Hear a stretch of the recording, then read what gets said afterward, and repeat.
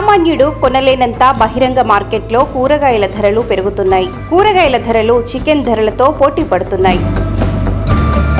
నిన్నటి వరకు చవకగా లభించిన టమాటో ధరలు కూడా మళ్లీ ఆకాశాన్నంటుతున్నాయి. రైతు బజార్లోనే కిలో 30 రూపాయలు దాటేసింది. బహిరంగ మార్కెట్లలో అయితే 50 నుంచి 60 రూపాయల వరకు పలుకుతోంది.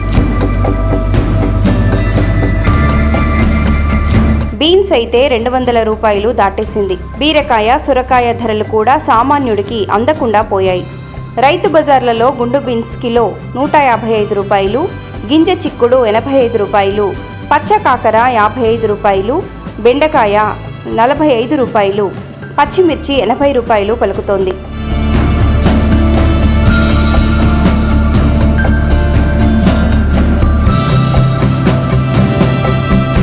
బహిరంగ మార్కెట్లో కొత్తిమీర చిన్న కట్ట 10 రూపాయలకు విక్రయిస్తున్నారు.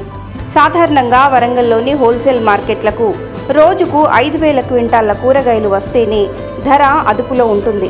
కానీ ప్రస్తుతం 2,800 టన్నులకు అటు ఇటుగా వస్తున్నాయి.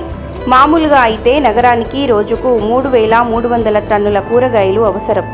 ఇప్పుడు అనుకున్నంత మేర మార్కెట్లకు రాకపోవడంతో ధరలు పెరుగుతున్నాయి. వర్షాలు కురిసి కూరగాయల సాగు పెరిగితే కానీ ధరలు తగ్గే అవకాశం లేదని వ్యాపారులు చెబుతున్నారు.